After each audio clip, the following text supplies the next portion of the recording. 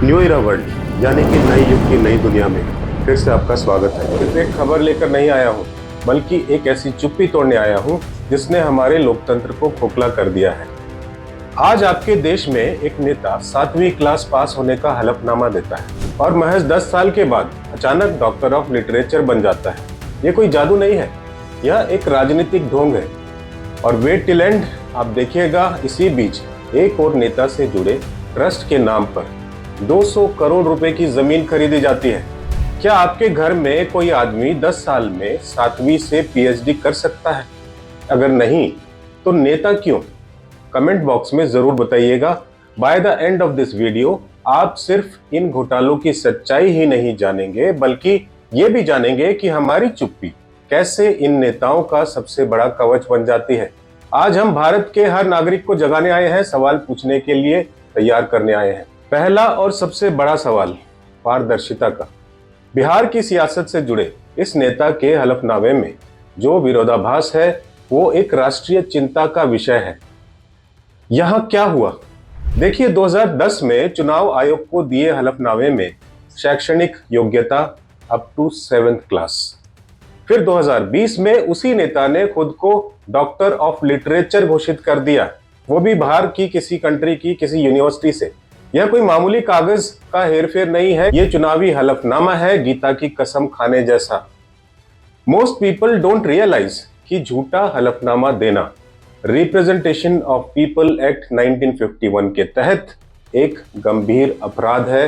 सजा के तौर पर चुनाव रद्द हो सकता है, मंत्री पद जा सकता है। यहाँ की सबसे बड़ी विडंबना क्या है मैं आपको बताता हूँ। यहाँ आता है इसका सबसे इंटरेस्टिंग पार्ट। जब विपक्षी नेता तेजस्वी यादव की शिक्षा पर सवाल थे तो सत्ताधारी पक्ष उन्हें 9वीं फेल या 9वीं पास कर घेरता था, लेकिन जैसे ही उनके अपने नेता पर यही सवाल उठा, उनका रुख बदल गया। इमेजिन दिस, एक डिबेट में उन्हीं के पार्टी के प्रवक्ता ने सफाई देने के बजाय तर्क दिया, इस देश में झूठ बोलना कोई अपराध नहीं है। वाह, क्या यह राजनीतिक वर्ग का अपनी ही समझ पर किया गया सीधा हमला नहीं है? हमारे नेता जानते हैं कि जनता एफआईआर कराने कोर्ट नहीं जाएगी। वो जानते हैं कि हम अपने अपने भक्त और एंटी भक्त के खेमे में बटे हैं, इसीलिए वो कहते हैं झूठ बोलेंगे क्या कर लीजिएगा। Now here is where it gets interesting. सवाल ये है कि क्या हम उन्हें ये मौका देते रहेंगे? चलिए शैक्षणिक झूठ को भी थोड़ी देर के लिए एक तरफ रखते हैं। अब आते हैं भ्रष्टाचार की काली सच्चाई पर। एक और मंत्री, ये भी एक बड़े राजनीतिक दल से जुड़े हैं। उन पर आरोप है कि उनसे जुड़े एक मानव वैभव विकास ट्रस्ट ने मात्र 2 साल में 200 करोड़ रुपए की जमीन खरीद ली। 200 करोड़। यहां है सीक्रेट।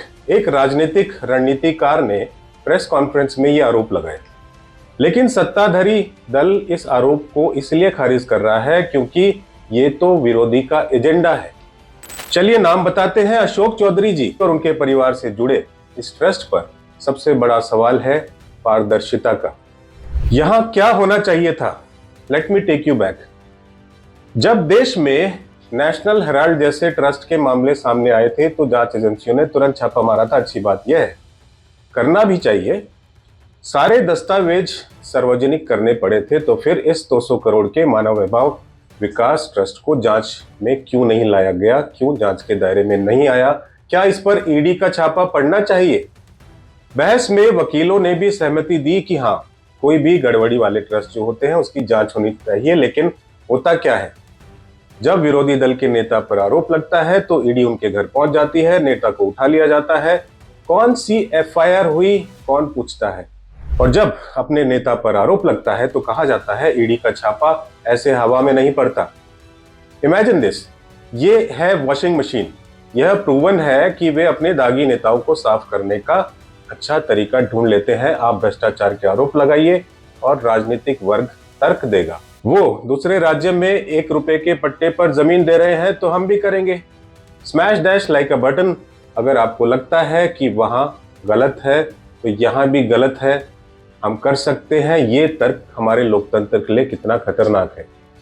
स्टे विद मी, क्योंकि मैं आपको सबसे बड़ा कारण बताऊंगा कि नेता ऐसा करने की हिम्मत क्यों करते हैं। दोस्तों, यह बहस सिर्फ 2 नेताओं या 2 घोटालों की नहीं है। यह आपकी और मेरी, हम सबकी विफलता की कहानी है। हमने जानबूझकर इस पूरी वीडियो में नेताओं के नाम नहीं लिए। क्यों? यहाँ है सबसे बड़ा कैच। क्योंकि हम सब भक्त और एंटी भक्त के खेमों में इतने बढ़ गए हैं कि हम मुद्दे को छोड़कर बस व्यक्ति की पूजा या आलोचना करते हैं। हैव यू एवर फेल्ट कि आप सच जानना चाहते हैं, लेकिन जैसे ही आपको पता चलता है कि यह आरोप आपकी पार्टी के नेता पर है, आप तुरंत चुप। क्यों? आपको याद होगा, डिग्री दिखाने के लिए सुप्रीम कोर्ट तक मामला गया और वो डिग्री आज तक नहीं दिखाई गई। यह सब इसीलिए हो रहा है क्योंकि हम बटे हुए हैं। एंड द सीक्रेट इज, हमारा ये विभाजन, हमारी ये निष्ठा नेताओं का सबसे बड़ा कवच है।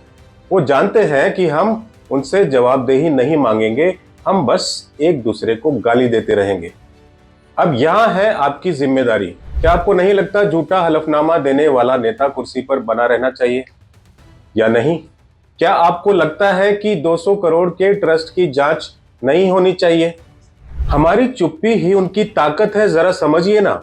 ये नेता एक दूसरे पर दोष देकर, उसने ये किया तो मैंने भी किया कहकर अपने सारे पाप धो डालते हैं। क्या आप इतने निडर हैं कि अपनी पार्टी के नेता से भी सवाल पूछ सके? कमेंट कीजिएगा। तो अब क्या हम ये सब देखकर चुप रहेंगे या एक जागरूक नागरिक बनेंगे? सोचिएगा जरूर। सब्सक्राइब कीजिएगा इस चैनल को, क्योंकि हम आस्क मोर की मुहिम चला रहे हैं।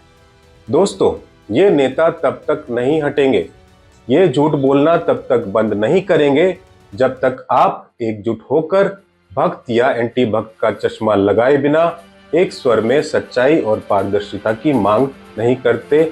आप हटाएंगे, आप हटवाएंगे। सत्य की आग में जो कागज भी जल ना पाया, वो हलफनामा क्या? जमीर को बेच के दौलत कमा ली जिसने, वो रहबर हमारा क्या? पर्देदारी की हर चाल को अब चीरना होगा। ऐ मेरे वतन के लोगों, तुम्हारी चुप्पी ही इन नेताओं का कवच है, इसे तोड़ना होगा। प्रणाम।